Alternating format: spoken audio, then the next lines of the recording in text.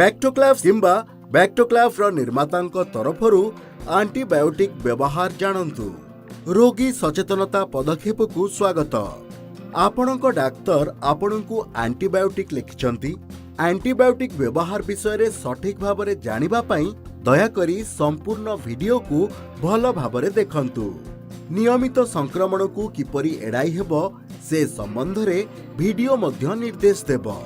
सर्वप्रथमे आपण बैक्टोक्लाव स्ट्रिप उपरे गुणवत्ता क्यू लोगो को जांच करी सुनिश्चित करंतु जे आपण असली बैक्टोक्लाव किनिचंती। बैक्टोक्लाव स्ट्रिप को ठंडा एवं शुष्क स्थान रे रखंतु। डाक्तरक परामर्श अनुजाई सठिक भाबरे एंटीबायोटिक नियंतु एवं डोज निर्देशावली अनुसरण करंतु। कौनसी डोज को छाड़ंतु नहीं एवं डाक्तरक परामर्श अनुजाई चिकित्सार संपूर्ण कोर्स को समाप्त करंतु।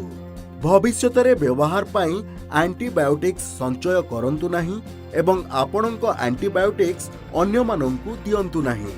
जदि आपण पुनर्बार समान लक्षण देखंती तेबे स्वयं औषध सेवन करंतु नहीं एवं परामर्श पाई डाक्तरक निकट को जांतु।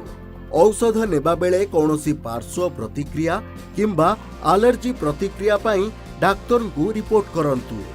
नियमित संक्रमण किंबा प्रतिरोधक संक्रमण रु किपरि रक्षा पाइबे। हाथ को सफा रखंतु। काशिबा समय रे मुह घोड़ाई रखंतु। असुस्थ थिबा बेले घरे रुहंतु।